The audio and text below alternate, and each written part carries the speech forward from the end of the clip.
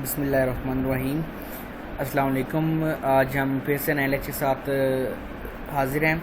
तो आज का जो हमने टॉपिक डिस्कस करने हैं बेटा, वो है जी हमारे डेफिनेशन लिस्ट और नेस्ट लिस्ट। क्योंकि हमने लास्ट टाइम लिस्ट स्टार्ट की थी, कल भी बताया था। लिस्ट तीन टाइप की होती हैं। एक होती है हमारी हमारी ऑर्डर लिस्ट, दूसरी होती है हमारी अनऑर्डर लिस्ट, तीसरी होती है डेफिनेशन लिस्ट, और चौथी नेस्टेड लिस्ट जो है वो टाइप नहीं है लिस्ट की।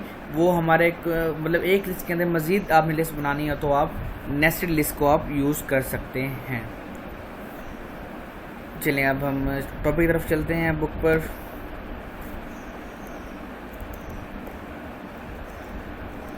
Definition list. There is another type of list called the definition list or the description list. It is used when you need to show some terms and their description. ये आप कब use करते हो? जब भी आपने किसी टर्म्स को या किसी चीज़ को डिफ़ाइन करना हो। अक्सर आपके टेस्ट में क्वेश्चन आता है define physics, what is physics. तो आप पहले उसकी हेडिंग देते हैं, उसके नीचे उसको डिफ़ाइन करते हैं, मतलब इसको डिफ़ाइन करते हैं, उसको एक्सप्लेन करते हैं। और example, for example, if you want to write name of subject you are studying in class 9th with the introduction then this type of list is helpful. The DL tag is used to define the description list. अब इसमें तीन tag इसमें हम use करेंगे। एक DL stand for definition list, और एक DT stand for defined term, और एक DD defined definition. DL tag तो होगा बताने के लिए कि आप उसके अंदर डेफिनेशन लिस्ट को यूज़ कर रहे हो।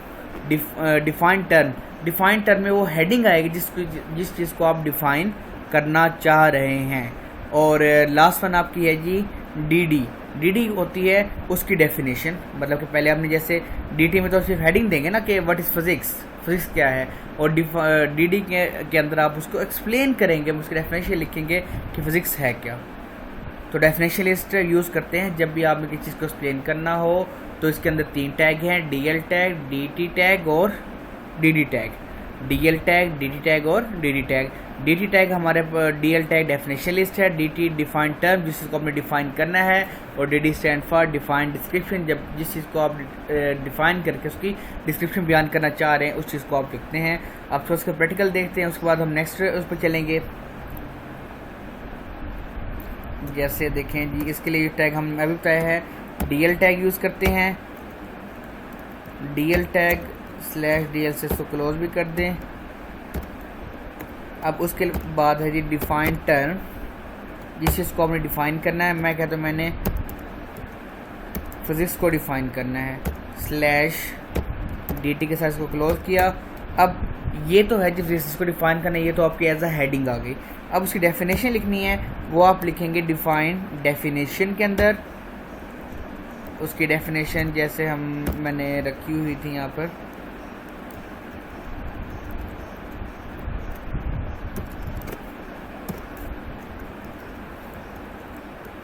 यहाँ मैंने इसको पुट किया डेफिनेशन को /DD के साथ क्लोज किया। ये आपने देखें एक लिस्ट बना दी।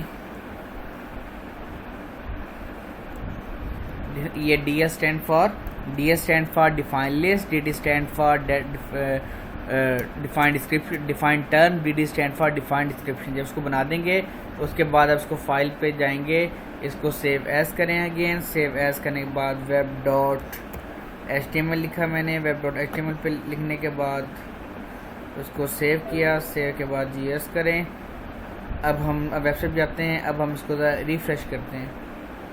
ये देखें जी हमारे पास, आपको ये नज़र आ भी रहा होगा बेटा, ये लास्ट में जब रिकॉर्डिंग वाला नज़र आ रहा है आपको, फिज़िक्स। लेकिन जी फिज़िक्स क्या है? The branch of science concern. देखिए यहाँ पर आपकी ये तो है जी डिफाइंड टर्म, जिसको आप डिफाइन कर चाह रहे हैं, ये उसकी हेडिंग आ गई और ये उसकी एक्सप्लेनेशन आ गई। क्लियर? जैसे मैं कर लेता हूँ जी, इसको मैं कॉपी करता हूँ, इसको मैं दोबारा से एक और डेफिनेशन डिफाइन करने की कोशिश करता हूँ। सॉरी,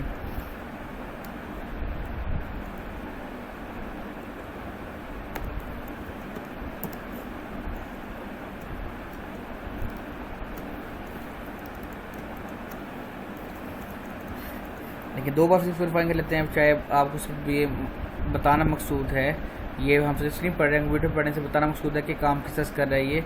हम अब आप देखेंगे आपने 2 बार लिखा है तो आपको 2 बार लिखा नज़र आएगा यहाँ पर।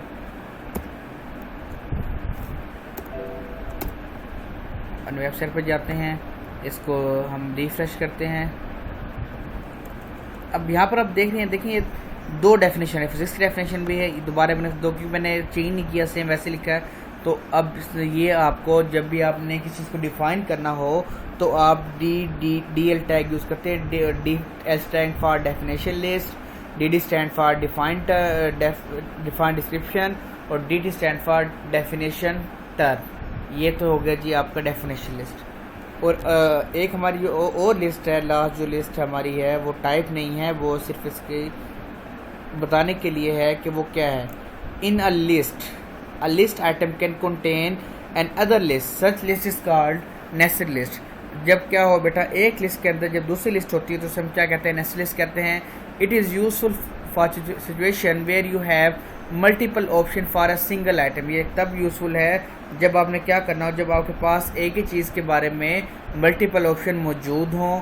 For writing table of content, जैसे आप टेबल ऑफ कंटेंट लिखते हैं, जब बुक का एक टेबल ऑफ कंटेंट बना रहे हैं। For example see the following, वो एक नीचे एग्जांपल भी दे रहा है हमें। अब देखिए उसने एक ऑर्डर लिस्ट बनाई, ऑर्डर लिस्ट में आप देख सकते हैं कॉफ़ी टी मिल्क, ये आपकी एक लिस्ट थी, लेकिन टी को मज़ीद उसने डिफाइन कर दिया। जब आपने एक लिस्ट को मज़ीद डिवाइड कर देते हैं तो वो बेटा आपकी आती है जी डेफिनेशन लिस्ट के अंदर, वो नेस्टेड लिस्ट में आती है। क्योंकि देखना ये आपकी एक लिस्ट तो ये वाली थी ना, कॉफ़ी टी मिल्क, लेकिन आपने टी के अंदर एक और लिस्ट बना दी, तो ये क्या कहलाएगी बेटा आपकी, ये कहलाएगी जी आपकी डेफिनेशन नेस्टेड लिस्ट। इसकी भी हम एग्जांपल अब करेंगे।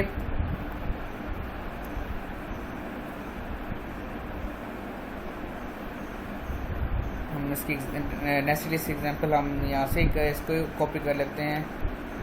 अनऑर्डर लिस्ट वाली जो हमारी एग्जांपल थी इसको ही कॉपी कर लेते हैं।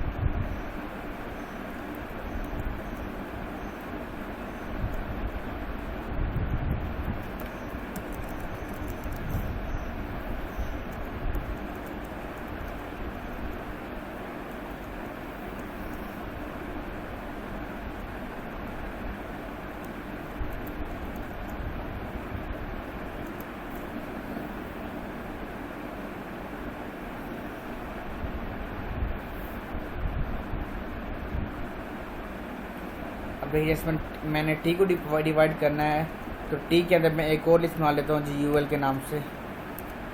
यूएल टैग, चाहे वो ऑर्डर में तो ओएल लगा लें, मना यूएल लगा लें, स्लैश यूएल। अब मैं कहता हूँ जी अब लिस्ट में क्या बना रहे हैं जी, लिस्ट के अंदर आप बना रहे हैं जी टी के अंदर बनाते हैं ब्लैक टी। इस लिस्ट को क्लोज किया आपने स्लैश li से। इस तरह एक और लिस्ट में आता हूँ,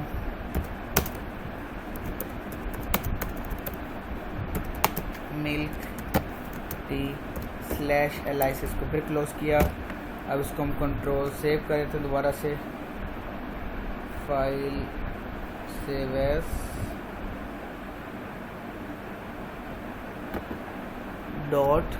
.html के नाम से हमने सेव किया, यस किया। अब आप जाएं उसको रिफ़्रेश करें। अब ये देखिए जी आपकी एक लिस्ट में क्या है, टी, एक जो लिस्ट बनाई थी उसमें T, coffee, milk, cold drink, ये तो आपकी एक लिस्ट आ गई। अब यहाँ देखें आपने क्या किया है बेटा, आपने उसको मज़ीद डिवाइड कर दिया है। यहाँ पर टी वाली लिस्ट को मज़ीद डिफाइन कर दिया। अब ये एक अलग लिस्ट है, ये T, coffee, milk shake, cold drink की एक लिस्ट है, लेकिन टी को जब हमने मज़ीद डिवाइड किया तो ये आपकी एक अलग लिस्ट बन गई। तो ये है बेटा नेस्टेड लिस्ट। नेस्टेड लिस्ट किसे कहते हैं, एक लिस्ट के अंदर जब दूसरी लिस्ट हो, मतलब जब आप लिस्ट को मज़ीद डिवाइड करना चाहते हैं तो आप नेस्टेड लिस्ट यूज़ करते हैं। और ये आपके बोर्ड एग्जाम के लिहाज से इम्पोर्टेंट डेफिनेशन है। तो आज का जो हमारा टॉपिक था वो यहाँ पर ही एंड होता है। इंशाल्लाह नए लेक्चर में नए टॉपिक के साथ फिर से हाजिर होंगे। तब तक के लिए अल्लाह हाफ़िज़।